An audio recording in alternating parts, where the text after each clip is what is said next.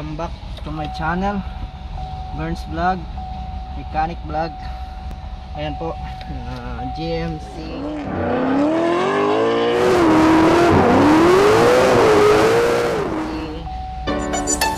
Eco XL Pro Crank, Pro Start, ignition. Check natin yung ayan.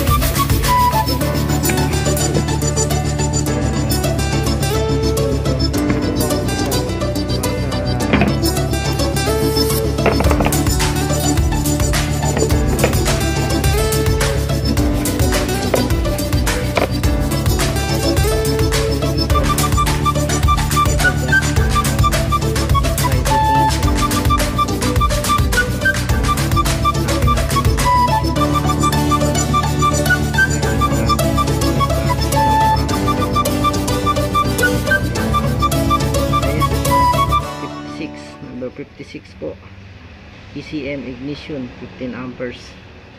Ayun, ito po yung 15 amperes number 56. Kung nakikita nyo, ayan, katabi ng crank 56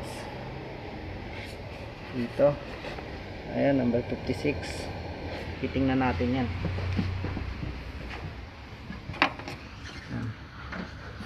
Paki-on mo doy, naka-on. Ayan. Tingnan natin yung aking live tester. Naka-connect siya sa body ground. Ngayon, naka-switch yung ignition key. Titingnan natin siya kung iilaw. Ayun guys, umilaw yung kabila. Pero yung isa, hindi. Ibig sabihin, busted siya. Ayan. Papalitan natin siya. Papalitan natin siya ng fuse. Ayan. Pakita ko sa inyo. Ayan, oh. Kung makikita nyo, busted siya. Diyan lang po kayo check. Unang-una nyo check fuse. Ngayon, palitan natin siya ng bago. Ayun, gumalaw agad yung throttle. Palit natin ang bago. Ayan, napalitan ko na po. Punta tayo sa unahan.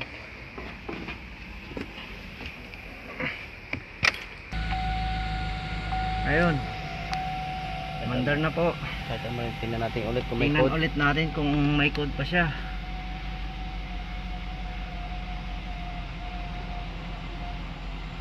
I-reset lang natin yan.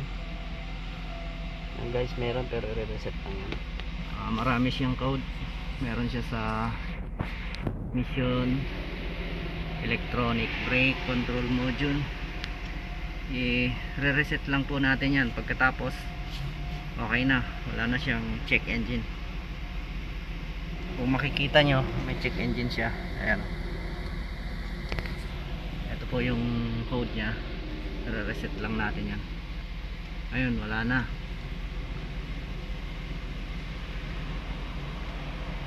Okay. Ayan o. Wala na po yung check engine light nya. Everything is fine. Yan lamang po. Salamat po. Huwag niyo pong kalimutan mag-like at mag-subscribe sa aking channel, The Mechanic Vlog, para lagi kayong updated sa aking mga video. Thank you.